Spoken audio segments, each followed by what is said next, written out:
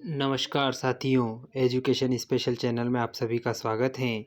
आज हम जानेंगे पालमपुर गांव की कहानी के प्रश्न उत्तर पाठ्य पुस्तक से जो समाहित किए गए हैं।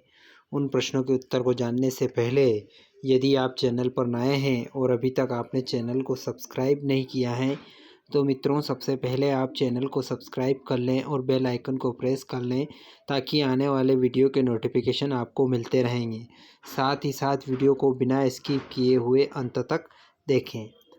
भारत की जनगणना के दौरान 10 वर्ष में एक बार प्रत्येक गांव का सर्वेक्षण किया जाता है। पालमपुर से संबंधित सूचनाओं के आधार पर तालिका को भरिए। अवस्थिति क्षेत्र, गांव का कुल क्षेत्र, भूमि का उपयोग हेक्टेयर में इसमें बताना है सिंचित कितनी है, असिंचित कितनी है, और भूमि जो कृषि के लिए उपलब्ध नहीं है वो 26 हेक्टेयर है। इसके अलावा सुविधाएं बताना है, शैक्षिक, चिकित्सा, बाजार, बिजली पूर्ति, संचार, निकटतम कस्बा। अब इनके उत्तर जानते हैं। अवस्थिति क्षेत्र, पहला है अवस्थिति क्षेत्र जो है पड़ोसी गांव व कस्बों से अच्छी तरह जुड़ा हुआ है। निकटतम छोटा कस्बा शाहपुर और निकटतम बड़ा गांव रायगंज है। गांव का कुल क्षेत्र है 276 हेक्टेयर। भूमि का उपयोग हेक्टेयर में बात करें तो 200 हेक्टेयर सिंचित है और असिंचित 50 हेक्टेयर है और 26 हेक्टेयर कृषि के लिए उपलब्ध नहीं है। सुविधाएं, शैक्षिक की बात करें तो एक उच्च विद्यालय, 2 प्राथमिक पाठशालाएं। चिकित्सा की बात करें तो एक सरकारी प्राथमिक स्वास्थ्य केंद्र और एक निजी दवाखाना है। यहाँ पर एक सुविकसित बाजार है। पालमपुर के अधिकतर घरों में बिजली के कनेक्शन लगे हुए हैं। सड़क एवं परिवहन की सुविकसित प्रणाली यहाँ पर मौजूद है और निकटतम कस्बा इसका शाहपुर है। बात करते हैं प्रश्न क्रमांक 2 की। खेती की आधुनिक विधियों के लिए ऐसे अधिक आगतों की आवश्यकता होती है, उन्हें उद्योगों में विनिर्मित किया जाता है। क्या आप सहमत हैं? तो इसका उत्तर है हाँ। आधुनिक कृषि तरीकों को कारखानों में निर्मित अधिक संसाधन चाहिए। HIV बीजों को अधिक पानी चाहिए और इसके साथ ही बेहतर नतीजों के लिए रासायनिक खाद, कीटनाशक भी चाहिए। किसान सिंचाई के लिए नलकूप लगाते हैं। ट्रैक्टर एवं भैंसर जैसी मशीन के भी प्रयोग की जा गई हैं। HYV बीजों की सहायता से गेहूं की पैदावार 1300 किलोग्राम प्रति हेक्टेयर से बढ़कर 3200 किलोग्राम प्रति हेक्टेयर तक हो गई हैं और अब किसानों के पास बाजार में बेचने के लिए अधिक मात्रा में फालतू गेहूं हैं। पालमपुर में बिजली के प्रसार ने किसानों की किस तरह मदद की? बिजली से खेतों में स्थित सभी नलकूपों एवं विभिन्न प्रकार के छोटे उद्योगों को विद्युत ऊर्जा मिलती है। पालमपुर के किसानों की बिजली के प्रसार ने विभिन्न तरीकों से सहायता की है। पहला है, इसने पालमपुर के किसानों को अपने खेतों की सिंचाई बेहतर तरीके से करने में सहायता की है। इससे पहले वे रहट के द्वारा सिंचाई करते आए थे, जो अधिक प्रभावशाली तरीका नहीं था, किंतु अब बिजली की सहायता से वे अब अधिक बड़े क्षेत्र को कम समय में अधिक प्रभावशाली तरीके से सींच सकते थे। बिजली से सिंचाई प्रणाली में सुधार के कारण किसान पूरे वर्ष के दौरान विभिन्न फसलें उगा सकते थे। उन्हें मानसून की बरसात पर निर्भर रहने की आवश्यकता नहीं है, जो कि अनिश्चित एवं भ्रमणशील है। बिजली के प्रयोग के कारण पालमपुर के किसानों को बहुत से हाथ के कामों एवं चिंताओं से मुक्ति मिल गई। अगला प्रश्न है, क्या सिंचित क्षेत्र को बढ़ाना महत्वपूर्ण है और बढ़ाना महत्वपूर्ण है तो क्यों है? सिंचित क्षेत्र को बढ़ाना जरूरी है क्योंकि भारत में मानसून की बरसात अनिश्चित व भ्रमणशील है। कृषि के अंतर्गत आने वाली भूमि किसानों के लिए पर्याप्त नहीं है। यदि किसानों को सिंचित भूमि खेती के लिए उपलब्ध हो जाती है तो वे थोड़ी जमीन पर ही अधिक उत्पादन कर सकते हैं। अगला प्रश्न है, पालमपुर के 450 परिवारों में भूमि के वितरण की एक सारणी बनाइए। भूमिहीन परिवार की बात करें तो 150 परिवार दलित हैं। 2 हेक्टेयर से कम भूमि वाले परिवार हैं 180 परिवार। 2 हेक्टेयर से अधिक भूमि वाले परिवार 95 परिवार और 10 हेक्टेयर से अधिक भूमि वाले परिवार है 25 परिवार। कुल पालमपुर गांव में 450 परिवार हैं। अगला प्रश्न है, पालमपुर में खेतीहर श्रमिकों की मजदूरी न्यूनतम मजदूरी से कम क्यों है? पालमपुर में खेतीहर मजदूरों के में काम के लिए परस्पर प्रतिस्पर्धा है, इसलिए लोग कम दरों पर मजदूरी के लिए तैयार हो जाते हैं। अपने क्षेत्र में 2 श्रमिकों से बात कीजिए। खेतों में काम करने वाले या विनिर्माण कार्य में लगे मजदूरों में से किसी को चुनें। उन्हें कितनी मजदूरी मिलती है? क्या उन्हें नकद पैसा मिलता है या वस्तु के रूप में? क्या उन्हें नियमित रूप से काम मिलता है? क्या वे कर्ज में हैं? उत्तर जानेंगे। हमारे क्षेत्र में रामदयाल और लक्ष्मी 2 खेतीहर मजदूर हैं जो एक निर्माण स्थल पर काम करते हैं। उन्हें मजदूरी के रूप में 70 से 80 रुपये मिलते हैं। हाँ, उन्हें मजदूरी नकद मिलती हैं। उनमें से अधिकतर को नियमित रूप से काम नहीं मिलता, क्योंकि बहुत से लोग कम दरों पर काम करने के लिए राजी हो जाते हैं, क्योंकि उन्हें कम मजदूरी मिलती है, इसलिए वे कर्ज में डूबे हुए हैं। कम मजदूरी के कारण वे बड़ी कठिनाई से परिवार का भरण पोषण कर पाते हैं। अगला प्रश्न है, थोड़ा सा बड़ा प्रश्न है। एक ही भूमि पर उत्पादन बढ़ाने के अलग अलग कौन से तरीके हैं? समझाने के लिए उदाहरणों का प्रयोग भी कीजिए।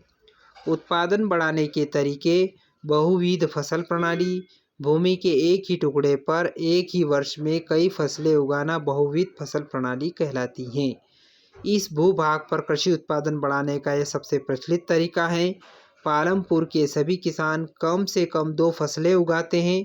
पिछले 15 से 20 वर्षों से कई लोग तीसरी फसल के रूप में आलू उगा रहे हैं। आधुनिक कृषि तरीकों के प्रयोग: पंजाब, हरियाणा एवं पश्चिमी उत्तर प्रदेश के किसान आधुनिक कृषि तरीकों को अपनाने वाले भारत के पहले किसान थे। इन क्षेत्रों के किसानों के ने सिंचाई के लिए नलकूपों, HYV बीज, रासायनिक खादों एवं कीटनाशकों का प्रयोग किया है। ट्रैक्टर एवं थ्रेशर का भी प्रयोग किया गया, जिससे जुताई एवं फसल की कटाई आसान हो गई।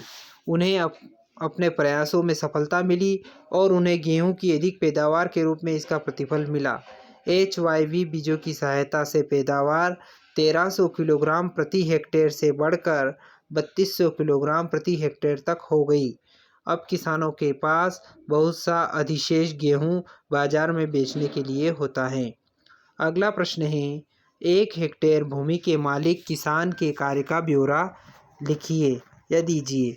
भूमि को मापने की मानक इकाई हेक्टेयर है। 1 हेक्टेयर 100 मीटर की भुजा वाले वर्गाकार भूमि के टुकड़े के क्षेत्रफल के बराबर होता है। एक किसान जो 1 हेक्टेयर भूमि पर काम करता है, उसे कई समस्याओं का सामना करना पड़ता है। एक छोटा किसान जानता है कि वह इतने छोटे खेत पर काम करके अपने दोनों समय के खाने का प्रबंध नहीं कर सकता, इसलिए उसे अपने खेत पर काम करने के बाद 35 से 40 रुपये प्रतिदिन के हिसाब से किसी बड़े किसान के खेतों में काम करना पड़ता है। यदि वह अपने ही खेत पर खेती शुरू करता है, तो न उसके पास इसके लिए ज़रूरी साधन है, न बीज, खाद व कीटनाशक खरीदने के पैसे। एक बहुत छोटा किसान होने के कारण उसके पास कोई उपकर, पशकर और कार्यशील पूंजी नहीं है। इन सब चीज़ों का प्रबंध करने के लिए उसे या तो किसी बड़े किसान से या फिर किसी व्यापारी अथवा साहूकार से ऊंची ब्याज दरों पर धन उधार लेना पड़ता था।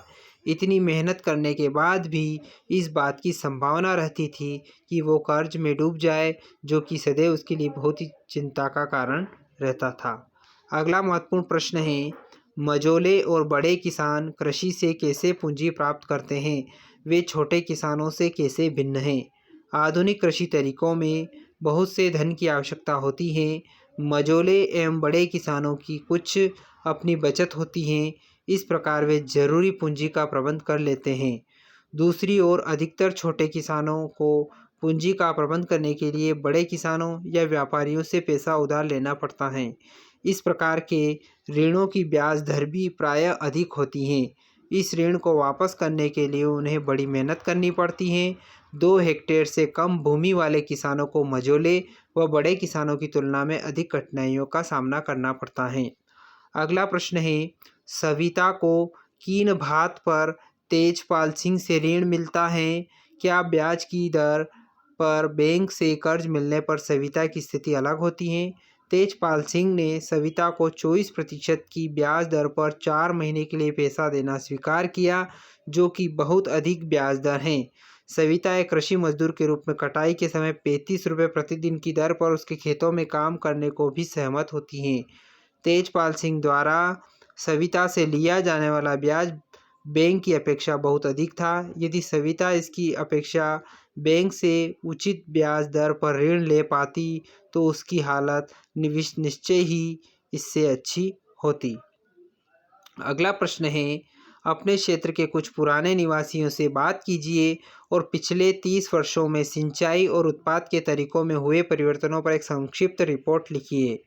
पुराने निवासियों से बात करने पर पिछले 30 सालों में सिंचाई और उत्पादन के तरीकों में हुए परिवर्तन से मुझे पता चलता है कि 30 वर्ष पहले खेती के पुराने प्रयोग किए जाते थे। किसान अपने खेतों को बैलों की सहायता से जोतते थे। सिंचाई की बहुत अधिक सुविधाएं नहीं थी। वे मानसून की बरसातों पर निर्भर रहते थे, जो कि अनियमित होती थी। रहट को उस समय कुओं से पानी निकालने के लिए प्रयोग किया जाता था, किंतु तकनीक में प्रगति के साथ किसानों ने सिंचाई के लिए नलकूप लगवा लिए और HYV बीजों, रासायनिक उर्वरकों, कीटनाशकों की सहायता से खेती करने लगे हैं। यहाँ तक कि खेतों में ट्रैक्टर एवं मशीनों का प्रयोग किया जाता है, जिससे जुताई एवं फसल की कटाई को तेज कर दिया है।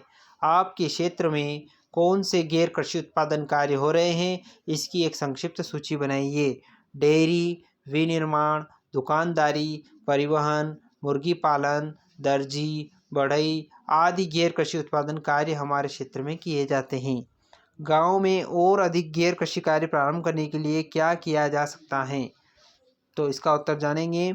हमारे गांव में लगभग 75% लोग कृषि पर निर्भर हैं, जिनमें किसान और खेतीहर मजदूर दोनों शामिल हैं, किंतु उनकी आर्थिक दशा शोचनीय है। उनकी जनसंख्या दिन पर दिन बढ़ती जा रही है, जबकि भूमि स्थिर है और कृषि क्रियाओं में अधिक मजदूरों को काम मिल पाने की संभावना बहुत कम है। इसलिए गैर कृषि कार्यों में वृद्धि करना बहुत ज़रूरी हो गया है, ताकि कुछ खेतीहर मजदूरों को उनके काम मिल सकें, जैसे कि डेयरी, विनिर्माण, दुकानदारी, परिवहन, मुर्गी पालन, दर्जी, शैक्षिक कार्य आदि गैर कृषि क्रियाएं हैं। यहाँ तक कि किसान भी इस प्रकार के कामों में शामिल हो सकते हैं जब उनके पास खेतों में कुछ अधिक काम नहीं होता हो और वे बेरोजगार हैं। यह उनकी आर्थिक स्थिति में सुधार करने में सहायक सिद्ध होगा। तो आइए साथियों, हमने आज पालमपुर गांव की कहानी, जो कि अर्थशास्त्र कक्षा 9वीं का चैप्टर है, फर्स्ट चैप्टर है, इसके प्रश्नों को, उत्तरों को जाना और समझने का प्रयास किया है। आशा करता हूं कि पूरा वीडियो आपको पसंद आया होगा। यदि वीडियो पसंद आए तो लाइक करें, कमेंट करें और शेयर करें।